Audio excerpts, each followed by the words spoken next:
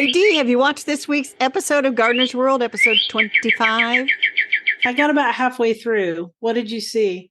Well, there's a salvia trigger alert for you. Francis Tophill went to a place called Great Comp Garden to check out William Dyson's salvia collection. This man has over 200 salvias at his nursery next door, and he has them all planted at this Comp Garden, Great Comp Garden. Uh-huh. So pretty, so many pretty ones. Mexican salvias is the thing he's really in love with right now. I thought, oh my gosh, if Dee sees this. Yeah, I may have to save myself from that one because I have enough salvia. Dee, you do not have enough salvia. I want you to watch it. Okay, I'll watch it. Let's move on to this week's episode. Okay, welcome to the Garden Angelist, where we talk about flowers, veggies, and all the best dirt. I'm Carol Michael from Indianapolis, Indiana, where I have a suburban garden measured in square feet. It's about a third of an acre. And I'm Dee Nash from Guthrie, Oklahoma, where I garden an acre and a half out of 7.5 acres out in the country. Just thinking about it makes me tired. We call ourselves Garden Angelists because we are evangelists for gardening. We love gardening and we want others to love it too. Yes, we do. And we aren't afraid to spill the beans and tell all of our gardening secrets, the good, the bad, and even the ugly. But that's enough of who, what, when, where. Let's move on to this week's episode. Tell me about your garden, Carol. So before I tell you about my garden, I'm going to tell you that Garden Club went to a super duper fun place on Monday. Uh-huh. It's a place, it's called the Allisonville Mansion, not Allisonville, the Allison Mansion at Marion University in Indianapolis. Uh-huh. And I think I had told you, there's a Jens Jensen restored landscape there to see. And then behind it is like this eco lab. So before I got there, it was kind of like, oh, the Jens Jensen landscape. Well, that was like a 5-minute. Oh, that's nice. The eco lab was just amazing, Dee. Why? Well, so it's this nice mansion that this James Allison built in the 19 teens. And then it's at the top of the hill and you go down these steps into this ravine. And the next thing you know, there's a pond, there's woods, there's prairies, all kinds of wild plants. And it's like this restored eco lab. And you can't believe how close you are to downtown Indianapolis, but you're like out in the wilderness. I loved nice. It. Very nice. But anyway, back in my garden, I did some weeding and stuff. And then on Friday, I checked out a brand new garden center that opened up on Friday, about 10 miles south of me. Very nice. Did you like it? It's very nice. I mean, they just opened like Friday. Right. And so tons of moms, they had trees and shrubs for sale, garden furniture, pots. The whole inside was decorated out for Christmas trees and all that stuff. So it's going to be very nice. A nice addition to the South Side. We don't really have a garden center quite like that. But right. I didn't see any tools. I didn't see any chemicals. I didn't see any seeds. And I thought, well, because they just opened up, maybe they're going to put that stuff in the spring and they're just concentrating on some seasonal stuff because they got the place up and going. Cool. So went up to my local greenhouse. They didn't have the pansies yet on Friday. Yeah. But then Saturday morning, I got the text. They came in right as they closed on Friday. So Saturday morning, headed over there, got some pansies. This morning, this is Sunday, got them all planted out. I just bought a flat of them. Uh-huh. And then I harvested all my sunflower seeds that I had collected. They dried out. They were in a bin in the garage. Yeah. And I thought, I got to get those because I was messing around with the bird seed and I thought I saw mice go by. So I set a trap and sure enough. No, I caught a mouse. I have an armadillo. I got to get that sunflower seed out of there. So that's in the sunroom now, trying to figure out how to winnow it out to get the junk out of it. I just dug mine out of the heads. Is that not what I'm supposed to do? You did what? I just dug my sunflower seeds out of the heads. Yeah, I scraped them off the head, but there's a lot of debris in there with them. Oh, there wasn't in mine. Maybe they weren't as dry. But the seeds were dry, so I don't know. But I cleaned up my sweet pea seeds. They'd been drying on a paper towel for way too long. And just after I did that, I realized that Florette has put out a video about how to save sweet pea seeds. A little late for us because our sweet pea vines are long gone. Good information, yeah. So we'll link to it. And then I did a germination test on my sweet pea seeds. And? 80% germination at least. Wow, that's good. So I was pleased. How about your garden? Well, I worked most of the morning outside on Saturday. We're recording this on Sunday, and it was splendid weather, like the best weather ever. And so I got so much stuff done. I cut back some of my crepe myrtles that I hadn't dealt with in spring. And I pulled up a bunch of weeds and some more Rudbeckia goldsturm, which right now, Rudbeckia goldsturm is pretty easy to dig up this time of year, more than in the spring. Because in the spring, it's taking off, and right now it's concentrating on trying to make seed heads. And so I pulled up a lot of that. And I dug up some garlic chives, which I'll never get rid of. I also found some sprigs of autumn clematis. There's just certain things that show up only in the fall. And autumn clematis hides until the fall when it starts to bloom. And then I also dug up a great big elm tree in that bed that I don't know where it came from. And well, I know where it came from. It came from the seeds of the elm tree that burned in the fire, and they're everywhere, but you know what I mean. It just was hiding until recently. And that took a lot of strength. And then I went down to my pile of arborist chips and I gathered them up for mulch, and I mulched the beds. So I probably cleaned out 3 big beds. It was a good day. It was very satisfying. And then also last week, I organized all of my seeds in 2 separate binders with special sleeves. And I'm going to write a blog post about that this week because I did it on my stories on Instagram, which means it won't stay. So Right. I did see it on your stories. I'm going to write a blog post.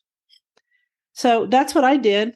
Yeah. Now it's time to play favorites. What's your favorite? Well, before we talk about the favorites, talk about tree seedlings. They are easier to see in the flower beds. And so got a big mulberry out. I got a big, lots of red bud seedlings. Yeah. How did these get so tall? There must be a really lazy person here. Anyway. Well, there must be in my garden too, because I found a lot of elm trees, a lot of small ones and medium ones and this big one. And it had grown up in through the crepe myrtles, so I didn't see it because you could only see it when you were looking on the end. And I was like, oh, okay. I also had 4 garden coaching clients last week. So I was a busy garden girl. Busy. So my favorite this week is the Blue Beauty tomatoes, which is a gorgeous smaller beefsteak. They're like 6 to 8 ounces, dark shoulders with red bottoms when they're ripe. It's been a really reliable producer, hardly any disease. And, you know, in the year of the raccoons getting so many tomatoes, they haven't really bothered these. They're higher up on the vines, I guess. And so I'm like, ooh, I'm going to plant that again. They're very delicious. It could also be a color thing because maybe they don't see it because of the dark tops. I don't know. It could be. I know that in urban gardens in various places, they don't plant red tomatoes. Did you know that? I have read that they don't plant red tomatoes because of the birds. The birds will eat them, but they won't eat yellow ones because to them that's not appetizing. And then and they also do green, tomatoes that are green. I don't know if the dark shoulders make a difference or not. I had several I've noticed that that's a thing this year is all of these dark shouldered tomatoes, which tend to have more of whatever that stuff is. I can't remember that thing. The thing that blueberries have. Yes, that makes it more nutritious. Yeah, it starts with an A. Anyway, it sounds wonderful. In my garden, my favorite this week is Black Hawk's blue stem. And it's a big blue stem, and it's a variety that was selected by this guy and then bred with another blue stem, and that's how he came up with Black Hawks. So it is considered a nativar. And anyway, it's a wonderful plant, has really dark foliage, gets darker as the season goes on. I did an Instagram reel about it. And then I have to give a shout out to my other big blue stem in the upper pasture because they are all blooming at the same time. Cool. And you can always tell bloom stem because big blue stem has a turkey foot at the top. That's how you identify it, at least in the winter, in the fall. So I'm really excited about the meadow. I think it looks pretty good right now. Excellent. Well, I'm going to do a quote and we'll do our flower topic. Always be on the lookout for the presence of wonder. E.B. White. So our flower this week, we decided to talk about native milkweeds in our climates, which also relates back to the book that we're going to talk about this week. And so Oh, okay. So you have a link to Milkweeds by State. That's brilliant. And it's from monarchwatch.org, which is a really good organization. So is Journey North. And that would help people who are trying, because I get that question a lot about what is native in Oklahoma. And there's been a real push not to do tropical milkweed, although I still have some tropical milkweed. I have both. And there are 28 milkweeds in Oklahoma that are native. I was shocked. That is quite the list. Indiana has 16 native milkweeds. So I will say this, some of the natives that are native to my part of the world, I think are also native to yours. And common milkweed some are easier to grow than others. And common milkweed is very easy to grow. But I would caution everyone that grows milkweed to cut their milkweed in about, well, at least if you're in my state, cut your milkweed in about July so that it can put on new growth.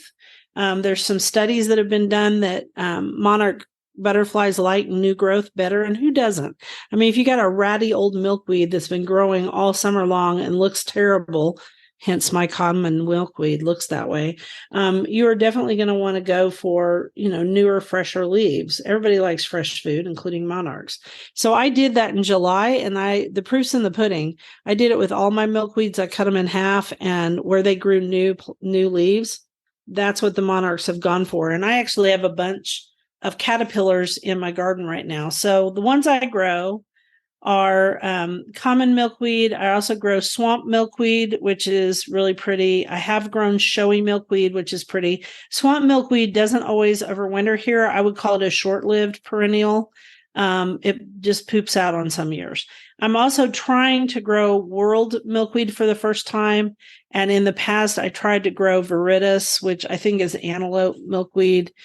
But please don't be mad at me if I got that wrong. If in any event, I didn't have any luck with the green milkweed. Now, green milkweed flowers and is really fresh in early spring. I would say it's one of the first ones you see in the roadsides. Right. I don't know if I've ever seen it to be able to identify it, so I can't really tell you. I think once you see it once, you would recognize it all along the roadways. I'm not kidding, because it really shows up more than any other milkweed. So it's really for the monarchs on their way up north. Right.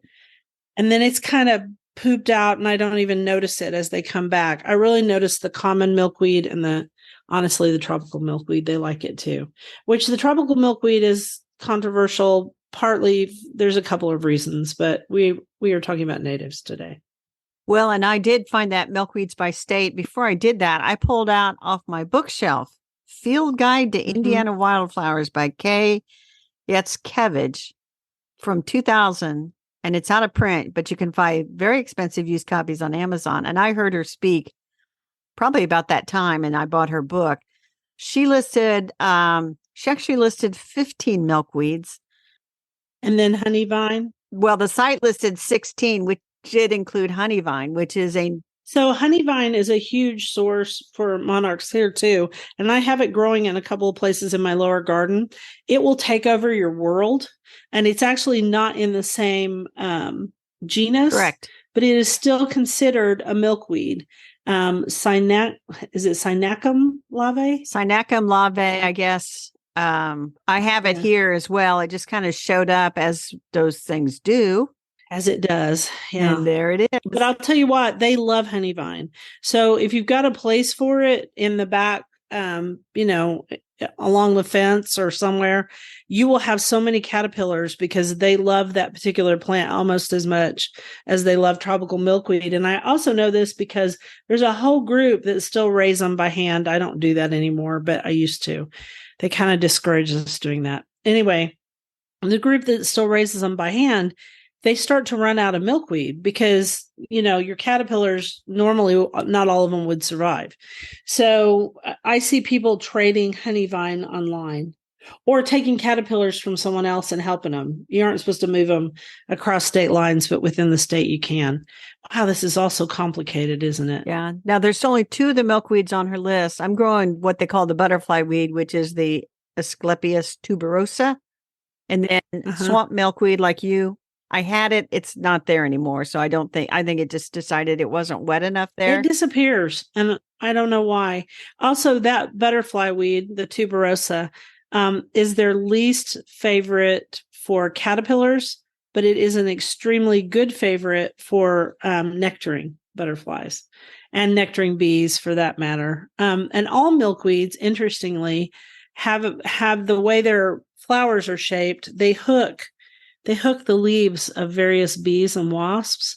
And I actually showed that on my story yesterday. I had some honeybees that were on top of the milkweed, and they kept getting caught. And honeybees aren't strong enough to sometimes get away, but it's just a weird thing. I don't know. I don't know if it's a protective element by the plant or what it is. Yeah. Now, So some of these milkweeds, they're not very showy as flowers in your garden.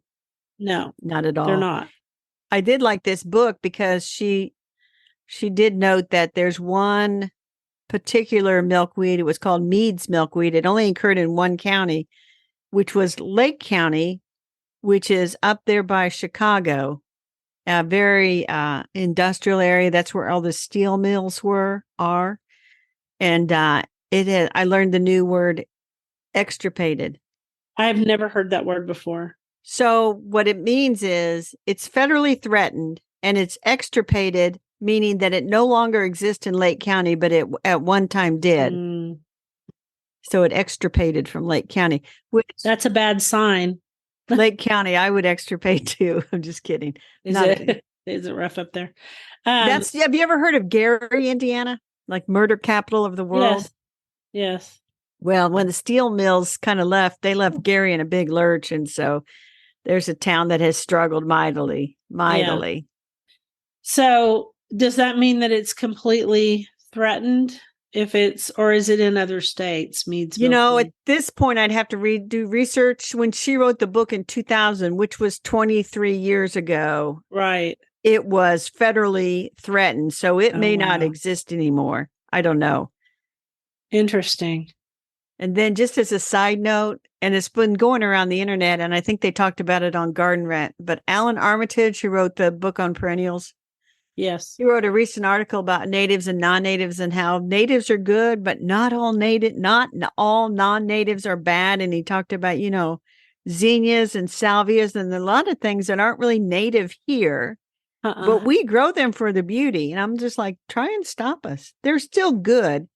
Yeah, they aren't going to hurt anything. Hey, I looked up Mead's milkweed. Yeah. Actually, it is still considered endangered, but it still exists. And actually, it is in Missouri. That's good. Which is interesting. So it's not in good shape, but as of 2022, it still existed. So we know Alan, and Alan's a big fan of nativars too, along with non-natives. And that's a whole topic for another day. But I would have to agree that, zinnias aren't native. Neither are a lot of plants that we grow. And they still can be of beneficial use because a butterfly doesn't know that a zinnia isn't a native plant. Correct. But you have to have milkweed for certain bugs, and certain insects only eat milkweed, and the monarch is one of those. And I want to say the queen butterfly only eats milkweed too, but I might have that wrong. The viceroy, it eats other things, if I'm remembering right. But I didn't do a lot of research on it for this episode. Well, we do want to link back to the blog post you wrote last year about this same time. Yeah. Where they had done a lot of new research about monarchs and milkweeds, and you kind of summarized that research. It down. Yeah, because the research was complicated, and I went and listened and watched the whole thing. And basically the idea is that you're supposed to plant milkweed where monarchs can see it. Yeah. So I have some planted on the edges of my cutting garden right next to those zinnias. And then I also put in a brand new common milkweed in this kitchen border in a semi-shady area. And you know what? The monarchs had no trouble finding that. Yeah. They found it just fine. So there you go. I mean, we can definitely link to that. And also we will also link to the Kerr Center information about the milkweeds that are native to Oklahoma, and also the milkweeds by state, because I think those are really good information. Yeah. And we'll link to Alan Armichage's article as well. That'll be a lot of homework for people to go through. Yeah, but it's really interesting homework because Alan is very respected. I mean, he's a professor. Yes. So he's a very respected professor. University of Georgia. You ready for me to do a quote? Yes. As summer wanes, we cherish every mild, dreamy day. And that's Gladys Tabor, who we love. And it's her month, September, from Still Meadow Daybook, which I don't have Still Meadow Daybook. I also do not have Still Meadow Daybook. I don't know what I have from Gladys Tabor.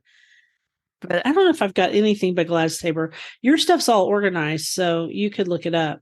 So in our vegetable topic, we're going to discuss, should you plant perennial flowers in your vegetable garden? This is a question we get asked a lot, and it's a search term that is searched for a lot. And the reason that it's searched for is a lot of people search, can you grow milkweed in your vegetable garden?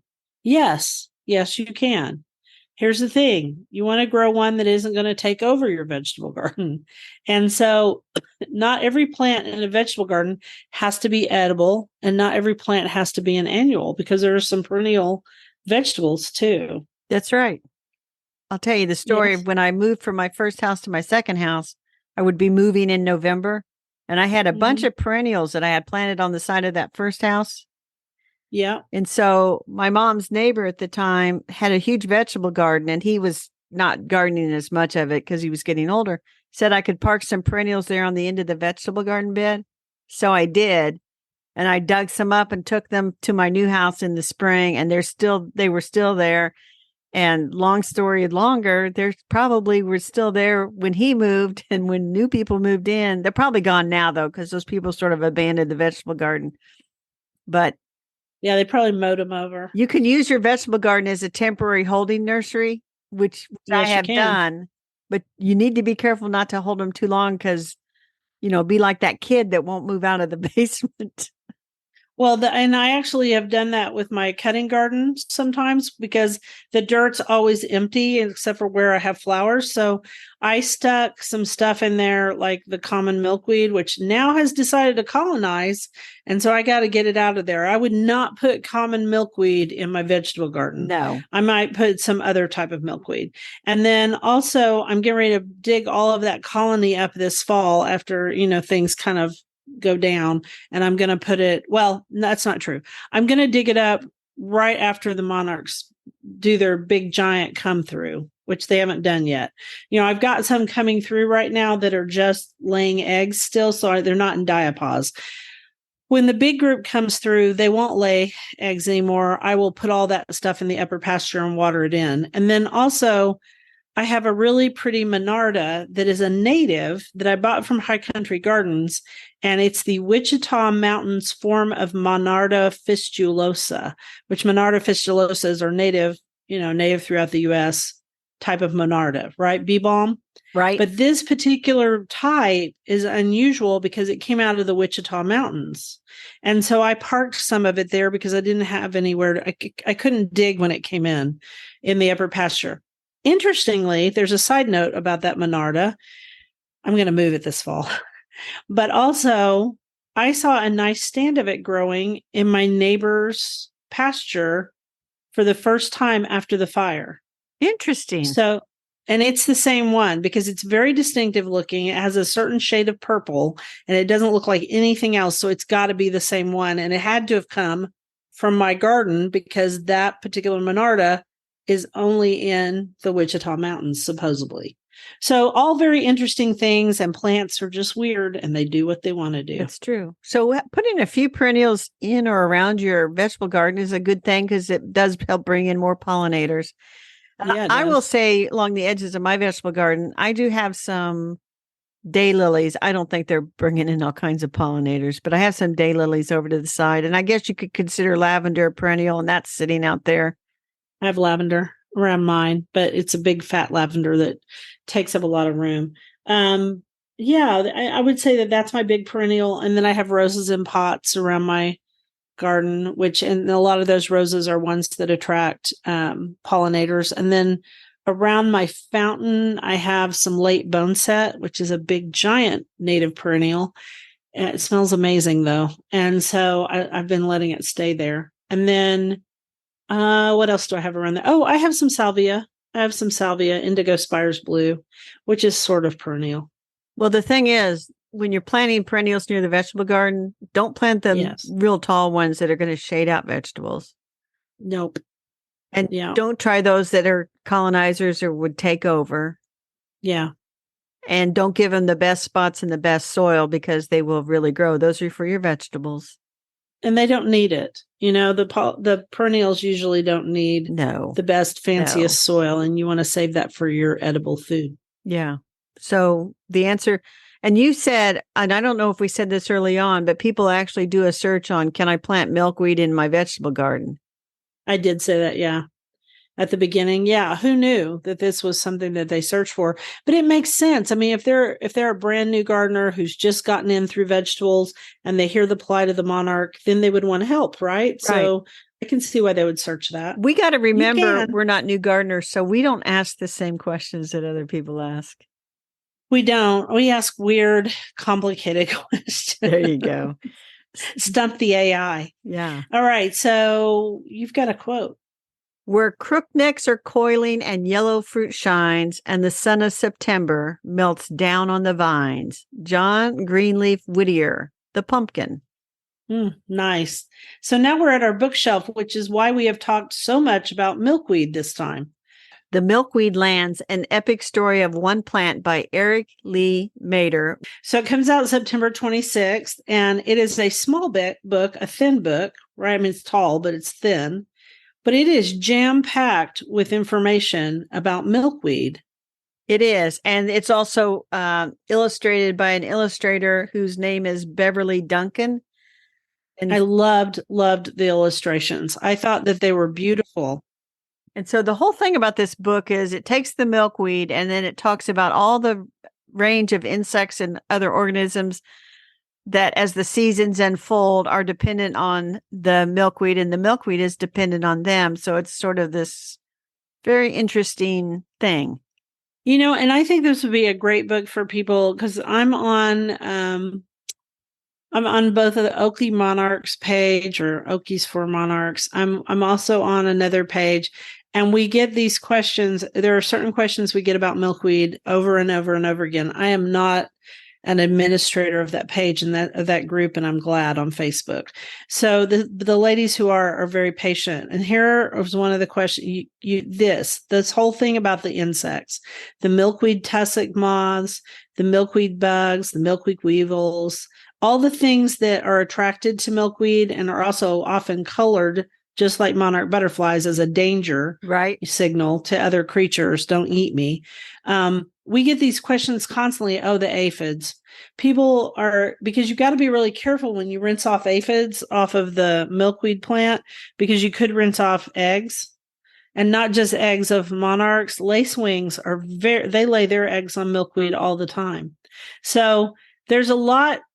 I think one of the things you could get out of this is not only could you answer these questions for yourself, but you could also get a lot of information just about the plant itself and how beneficial it is to the world. I don't think I even understood how, a plant that is dismissed, like it says in here, dismissed as a roadside weed. It's beautiful. The types of milkweed they talk about and how many things and how it breaks up soil.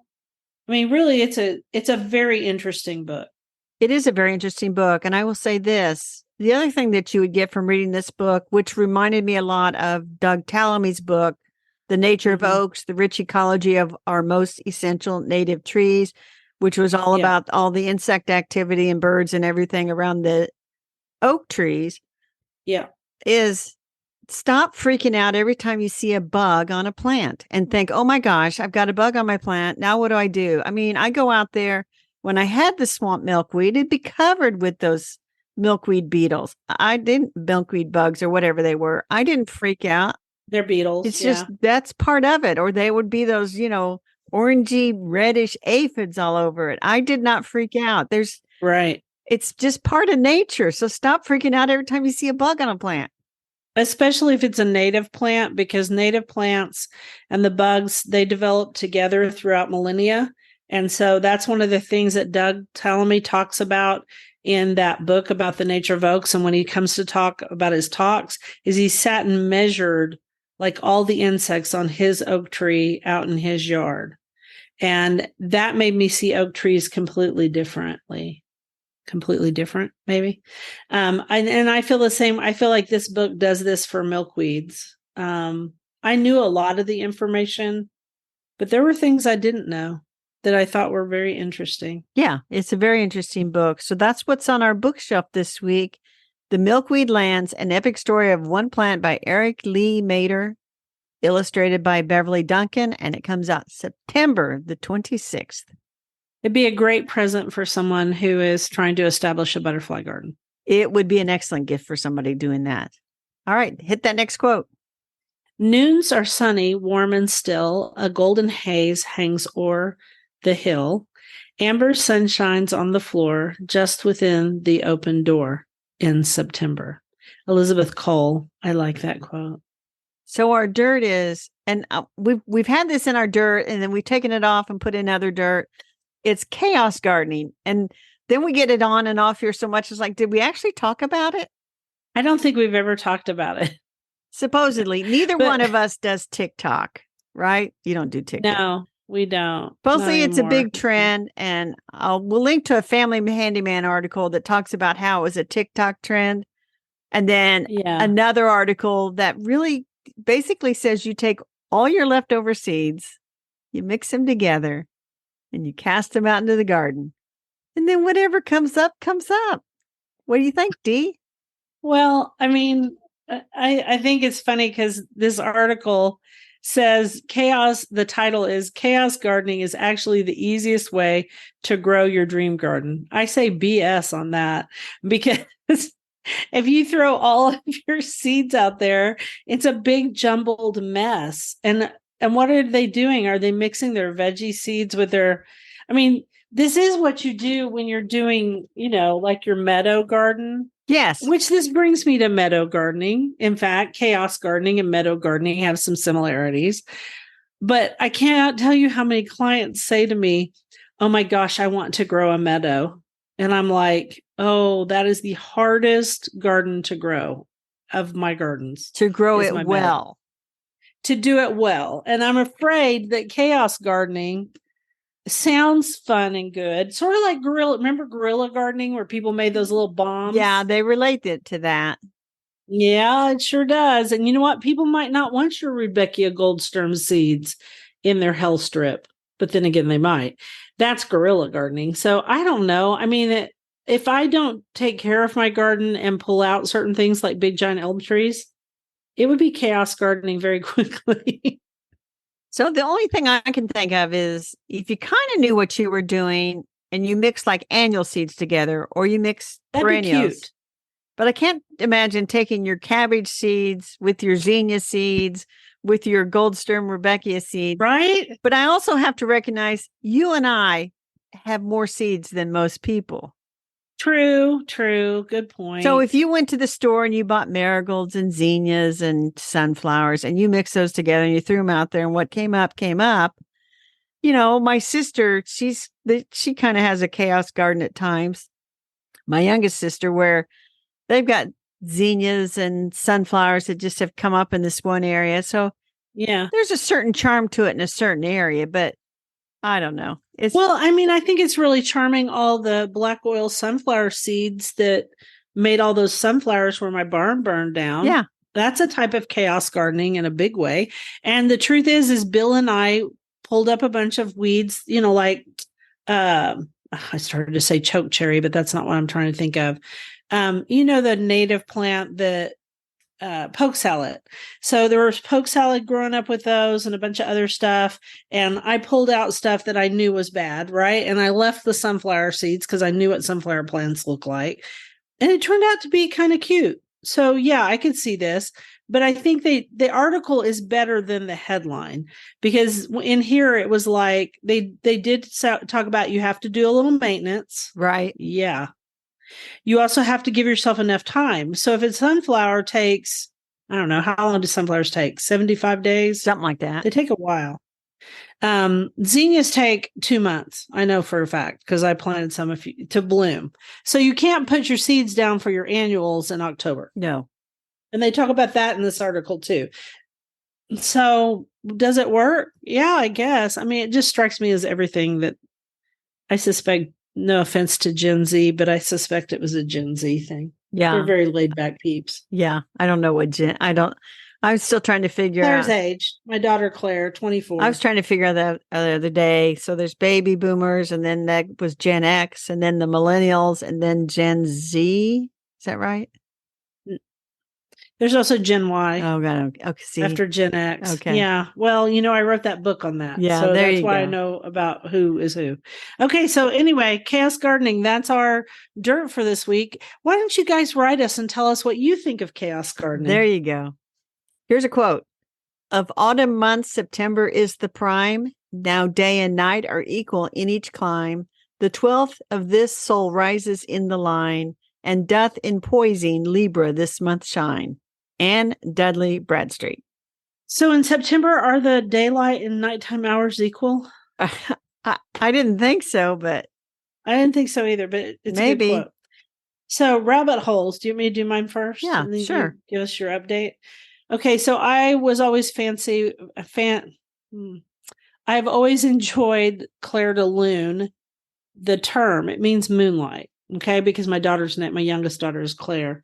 So I buy her everything but Clair de Lune. And then there's a lot of plants that were named Clair de Lune, including not a cosmos, but what's that vine? Clematis. There's also the song by Debussy, Clair de Lune. And I noticed on one of my favorite Instagrams, it's Julia Curated, and she shared that this piece of music comes from a poem about the soul called Clair de Lune by a man named Paul Verlaine. And so the interesting thing she pointed out was she plays an instrument, and she said nobody's ever I've even played Clair de Lune. It's a very popular song for people to do their recitals. She said it's off-putting though, because it's off balance. And the first, I didn't think about that, but she's right. So the music is off balance, and it's because it comes from this poem. And the opening line of the poem, when translated from the French, is "Your soul is a chosen landscape." So after I read that, how could I not go down a rabbit hole, right? So Paul Verlaine was a symbolist, which means that he tried to create a mood instead of stark realism. And the symbolists were a reaction to the realists, which were big in France at the time. So the poem's off balance, and it's about moonlight and dancing, but not really. It's really about your life and how you dance from your early life to your older life. Anyway, I love her name is Julia Alexander. I love her Instagram because she explores all kinds of things like motherhood, homekeeping, and her life. And she just wrote a small essay on picking peaches. She spends a lot of time thinking about her space, and she's very popular. And I thought her part about peaches was what you and I've been talking about a lot, which is how we were made to do things and be with people and, not so much social media. And so she talks about that, and her home is really beautiful. And a lot of her work is done in her kitchen. She does a lot of cooking videos, but she also talks about the challenges and how important it is to have a beautiful home, but it's real. That a real family lives there, real people, and it's messy sometimes. And I just thought it was really good. And I didn't know that about Clair de Lune, the music, and I didn't know the poem. And the poem's quite pretty.